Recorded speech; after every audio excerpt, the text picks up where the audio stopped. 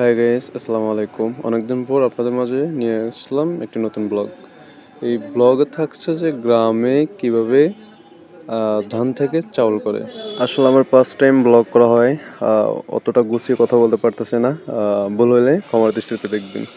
এই ধানগুলোকে আজকে সন্ধ্যা অথবা বিকালবেলা যদি এগুলো ভাফানো হয়, গ্রামের ভাষায় বলে ভাফানো, অনেকে বলে সিদ্ধ করা হয়। ভাফালে রাত্রের বেলা এগুলো কি করে ওই যে পানির ভিতরে ভিজিয়ে রাখে, তারপর দিন সকালবেলা এগুলো আবার সিদ্ধ করা হয়। কিন্তু আজকে আমাদের ভাফানো করা হয়েছে, রাত্রে পানিতে ভিজানো থাকবে, পরের দিন সকালবেলা মানে কালকে আগামীকাল সকালবেলা এগুলোকে সিদ্ধ করা হবে, তারপরে রোদে দেওয়া হবে। দেখতে পাচ্ছেন যে আমার বাবা পাতিলের মধ্যে ধান ডালতেছে।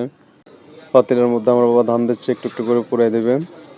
পুরানো হয়ে গেলে এর ভিতরে আহ, পানি দিবে কিছু, যাতে করে মানে ওই যে ধানের নিচে পাতিলের তলায় যাতে করে কোনো সমস্যা না হয়, পুড়ে না যায়। এই ধানটা বাপানো হয় মেইলের যে ভুসি আছে, মানে কাঠ চুনানোর পরে যে ভুসিগুলা বের হয়, ওই ভুসি দিয়ে। এর ভিতরে আমার আপু ট্যাঙ্গুল ছিল, সবাইকে একটু একটু করে দিছিল, তার ভিতরে আমাকেও একটু খাইতে দিল।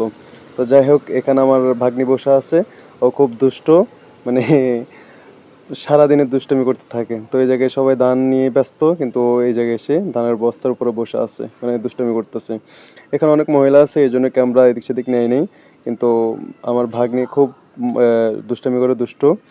আর আম্মু, নানু এবং নানি খুব ব্যস্ত ধান নিয়ে, কিন্তু সে এই জায়গায় এসে তাদেরকে হেল্পারি করতেছে, মানে এক্সট্রা কাজ করতেছে।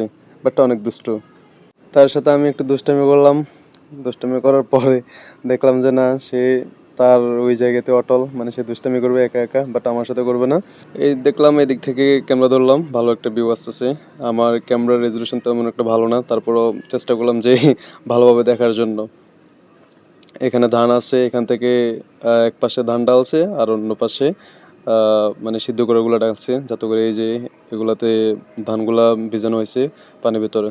এই জায়গায় এসে আমার আপুর সাথে একটু দুষ্টামি করলাম, যে আপুকে বললাম যে এই যে ধান ভিজানোর পর উপরে যে কালো পানিটা আছে না, পরে আপুকে বললাম যে তুই তো একটু মানে রোগাচ্ছা মানুষ, মানে রোগী টাইপের আর কি, একটু রতেনা রতেনা লাগে ওর কাছে নাকি। তো বললাম যে এক গ্লাস খেয়ে নে, সুস্থ হয়ে যাবি। মনে হয় এক পাতিল হয়ে গেছে, এই জন্য আব্বু এক পাতিল নিয়ে যাচ্ছে ওই জায়গায় ঢালতে। তারপরে পানির ভিতরে চুবানো হবে। এদিক দিয়ে আমার ভাই কি করছে, বাথরুমে মনে হয় যে পানি শেষ হয়ে গেছে, এই জন্য বালতি নিয়ে দাঁড়ায় আছে, মানে কল থেকে বালতি নিয়ে, আমাদের ভিতরে কল আছে। তারপরে আব্বু ঢালতেছে। আব্বু দেশের বাইরে থাকে, বাট আব্বু দেশে এসে পয়সা গেছে। কি করার, আমরা তো গ্রাম অঞ্চলের মানুষ, খেতে খামারে কাজ করে খেতে হয়, কিছু করার নাই। এখন আব্বু দেশেও কাজ করা লাগে এবং বিদেশে তো কাজ করা লাগেই লাগে, দেশে আসলেও কাজ করতে হয়, কিছু করার নাই। আমার ভাই পানি নিয়ে বাথরুমের উদ্দেশ্যে রওনা দিচ্ছে, এই জায়গা থেকে আমি দেখতেছি। ওও অনেকক্ষণ ধরে কাজ করছিল, বাট মনে হয় যে বাথরুমে ধরছিল, পরে পানি নিয়ে বাথরুমের উদ্দেশ্যে রওনা দিল। যাই হোক, আল্লাহ ভরসা। এই জায়গায় আমার চাচাতো বোন এবং ভাগ্নি দুষ্টামি করতেছে দুজনে। আমার ভাগ্নি চেয়ারের মধ্যে বসে আছে, আর আমার ভাগ্নি ওরে ছাড়া মানে কোনো কিছু বুঝে না, সারাদিন ওর কাছে থাকতে চাইতেছে এবং সারাদিন ওর কাছেই থাকে। এরপরে চাচাতো ভাইয়ের কাছে চলে আসলাম, চাচাতো ভাই ঘরে কাজ করতেছিল। পরে ওর কাছে দাঁড়াইলাম, দাঁড়ানোর পরে বিভিন্ন ধরনের কথা বললাম। ও ওর ঘরের কথা বলছিল, আমিও টুকটাক পরামর্শ দিছিলাম, এই আর কি। ঘরের কাজ আরও আগে শুরু করছিল, বাট একটু সমস্যার কারণে আর বৃষ্টি পড়ছে, এই জন্য আর কি বন্ধ ছিল। এখন আবার নতুন করে ধরছিল। পরে অনেকক্ষণ কথাবার্তা বললাম। ওই হাসতেছে এবং বলতেছে যে ওর ছবি নেওয়ার না নেওয়ার জন্য, মানে ওর পেজ না নেওয়ার জন্য। তারপর আমি নিলাম। দুষ্টামি করতেছিলাম, বলতেছি যে সমস্যা নাই, ইউটিউবে দিব, ইউটিউব আপলোড করার পর বিভিন্ন মেয়েরা দেখবে।